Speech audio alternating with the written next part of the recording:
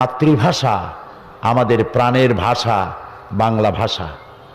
এই ভাষার জন্যে মুসলমানদের 4টি সন্তান শাহাদাত বরণ করেছে এই ফেব্রুয়ারি মাসে।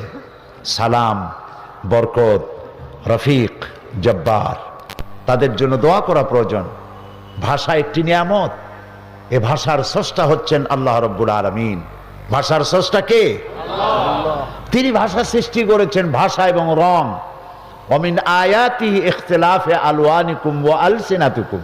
আল্লাহ তাআলা বলেছেন, আল্লাহর অসংখ্য নিদর্শনের মধ্যে এটিও নিদর্শন যে অনেক রঙের মানুষ তিনি তৈরি করেছেন এবং অনেক ভাষা তিনি সৃষ্টি করেছেন। সুতরাং মায়ের ভাষা আমাদের সকলের ভাষা বাংলা ভাষা।